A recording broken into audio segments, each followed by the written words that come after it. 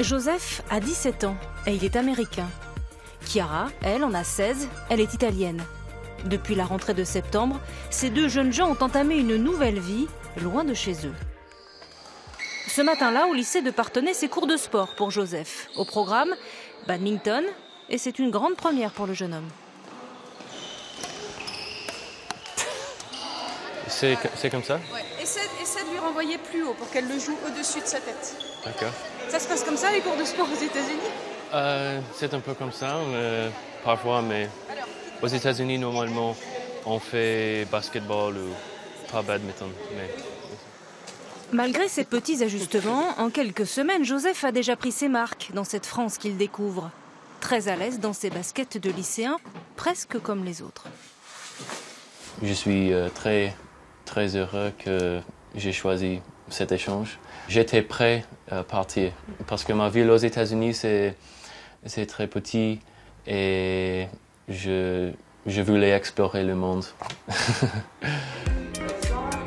Explorer le monde, c'est aussi ce qui a poussé Chiara à tenter cette aventure pour le moins audacieuse, à 1000 km de sa Bologne natale.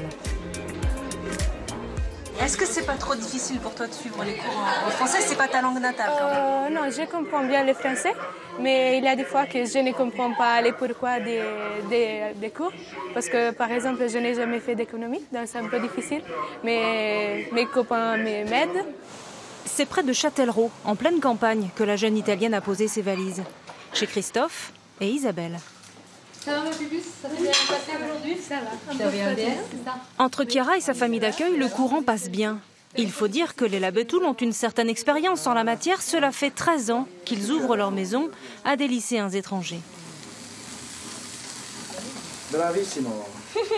Voilà. Oh, bravissima. Non, bravissima. Oui, c'est différent. Oui, j'ai des progrès à faire en italien encore. Chiara, elle n'est absolument pas une invitée, elle ne fait pas du tourisme en France, elle est là, elle fait partie de la famille. Et là, quand les enfants parlent des jeunes qu'on a eus, ils parlent de leurs frères ou de leurs sœurs. Hein. Bon, elle a un accent un peu bizarre, il faut dire, bien sûr. Mais c'est quand même l'enfant de la famille. Ouais. Ça, c'est des graissons. Des graissons? Des graissons, c'est fait avec... À Parthenay, Joseph aussi est un enfant de plus dans la famille Kourou. Hervé et Monique n'ont d'ailleurs pas hésité longtemps avant de se lancer. C'est un enrichissement, puis comme on avait 6 enfants, la maison n'a jamais été vide et on en a déjà accueilli d'autres, et ça nous paraît tout à fait naturel. Qu'est-ce que ça vous apporte? On découvre une nouvelle culture et puis il y a des échanges, comme entre tout être humain, déjà il y a des échanges, mais là c'est encore plus enrichissant parce que on ne connaît pas les États-Unis, on découvre un autre pays, une manière de vivre. C'est vraiment un plaisir. Parfois il y a des petits moments d'adaptation, surtout au niveau culinaire. C'est là où on a souvent le plus de difficulté, savoir ce qu'il va aimer, ce qu'il ne va pas aimer. J'aime le roquefort, le fromage, c'est très bien. Tous, ils aiment tous le fromage. Pour ces deux jeunes gens qui ont choisi de quitter leur cocon familial, le retour au pays, ce sera en juillet. D'ici là, Joseph aura certainement progressé, pas seulement en français. Il a rejoint la fanfare municipale de Parthenay. Quant à Chiara, elle espère bien rentrer en Italie, le baccalauréat en poche.